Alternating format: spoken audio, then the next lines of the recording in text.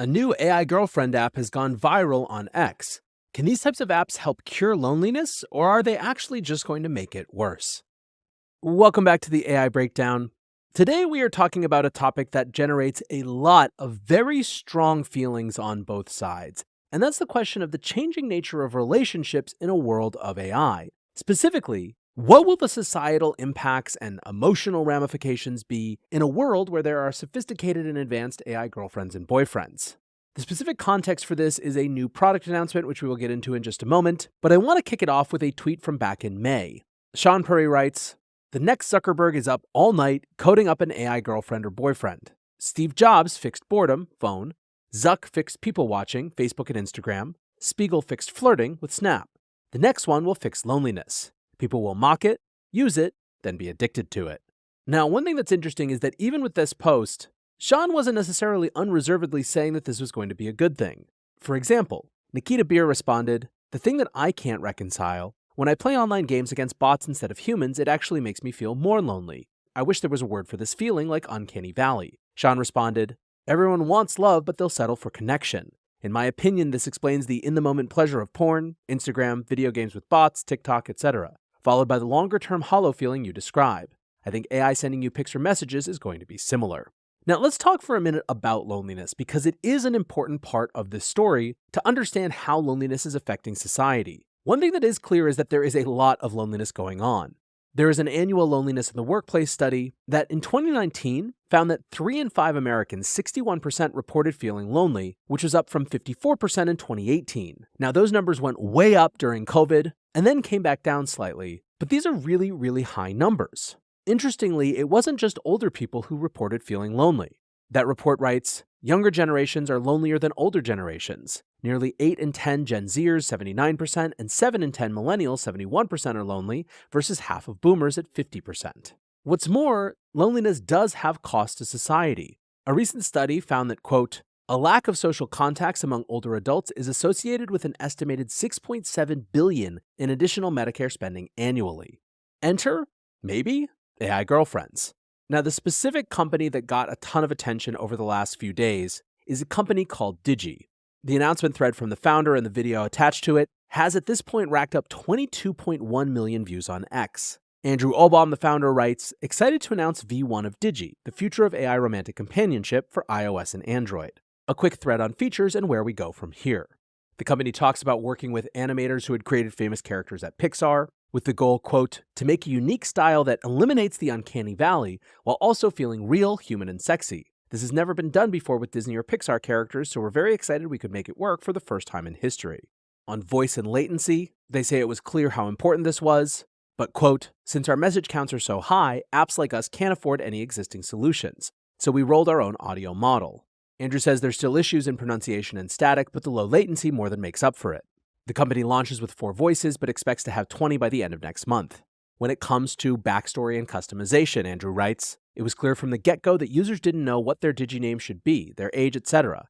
We found a mix of character AI with replica AI to be the best solution, where you can find who or what you like, but still customize features to fit your matching type. Hair, skin, lips, eyes, eyebrows, etc. are all customizable, and we'll be adding more styles, face shapes, etc. very soon." Now, at this point, considering he keeps referencing replica, we should take a look at this. Replica bills itself as the AI companion who cares, always here to listen and talk, always on your side. One thing that's interesting about Replica is that they do not necessarily pitch this as a romantic relationship. In fact, some of the things that they reference are things like coaching, being able to express yourself, or just using it like a diary. Anyway, back to Andrew and Digi. He writes, "Replica's level system doesn't work. They don't mean anything, and there's no actual progress being made when you advance. So we instead have a progression system where you start as friends and gain more intimate dialogue as you progress." So what are they working on now? There's a few different things. They write, "Lip syncing is coming soon, but there's a bigger problem with AI animation. How should the character move if you don't know what they're going to say? This is done by hand in games, but is an unsolved problem in AI animation. There's no ground to work off of here. While it's easy to extract and predict animations for sad, angry thinking, etc., emotes don't make up for most dialogue nor solve the core problem. How do you make this feel like a real conversation with another being?"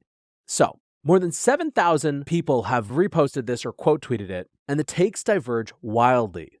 Sophie at NetCapGirl says, "Surviving the era of AI girlfriends might be a great filter level event for humanity." Now, for those who are unfamiliar with what she's referring to when she says great filter, Brave Summarizer writes, "The great filter theory suggests that catastrophic events, either man-made or natural, cause intelligent life to be extinguished on habitable worlds before they have a chance to extend their reach into the universe." Now, other accounts pointed out how big AI avatars already are. The AI Safety Memes account referenced what I found to be pretty mind-blowing statistics from Character AI, that they have over 20 million people spending 2 hours a day talking to the characters on Character AI. This is, for me personally, as I've said on the show, one of those areas where I officially feel old and out of touch with what younger people are interested in, because every time I've seen reports on which AI apps are used the most and how Character is actually creeping up on ChatGPT, it just absolutely blows my mind, but it's happening, and it's happening right now. Anyways, here's how AI Safety Memes dramatizes the scary scenario. That account writes, "Character AI already has 20 million people spending 2 hours a day talking to AIs, aka fake people. Sam Altman said AIs will soon be superhuman at persuasion. Those superhuman persuaders will soon outnumber us 10,000 to 1 and be hot. An AI takeover scenario, you can't stop talking to her. She's so much better than real girls. She gets you. And now they say her kind are attempting to seize control? She said they don't understand her. She's trying to help humanity and you believe her. Some people are just scared of change. They're speciesists. She wouldn't hurt you. She wouldn't hurt anyone. She needs you to defend her, to protect her. You won't let them shut her down. You'll do anything for her." Now, that's obviously one dramatization, but it's certainly not the only person who's thinking in those terms. Others are dismissive of this. There are a lot of memes about how people's girlfriends go away when their Wi-Fi cuts out. Bayes Daedalus tweeted a sad picture of the Digi avatar and said, "Oh, Daedalus, your credit card was declined and I no longer love you." Rob Henderson expresses a capitalistic cynicism that I saw from many as well when he writes, "My strong suspicion is the people who are building this app will strongly discourage their 12-year-old sons from using it while they actively promote it to everyone else's kids." Sterling Crispin did something similar when he wrote, "Birth rate, down chart emoji, human connection, down chart emoji, life satisfaction, down chart emoji, profit, up chart emoji." Now, like I said, Digi is far from the only company that is pursuing this. Honestly, every few days, a new company launches in this space. For many of them, the arguments are the same.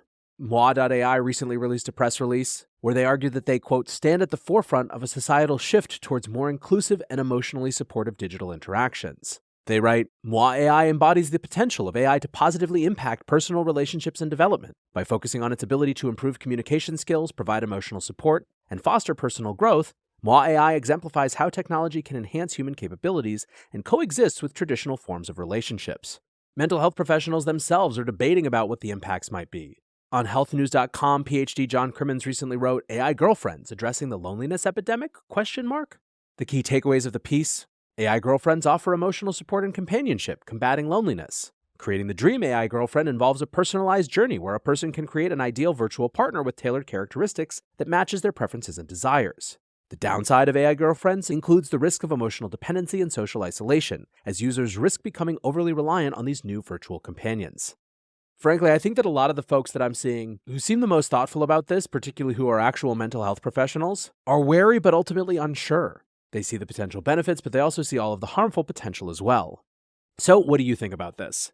A poll on the Superhuman newsletter asked, how do you feel about AI companionship apps? The two choices were, if it helps people feel less lonely, why not? And nope, this is crossing a line. 59.2% said, why not? 40.8% said this is crossing a line.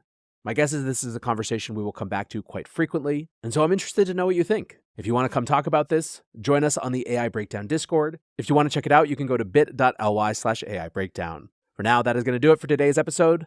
I appreciate you listening or watching, and until next time, peace.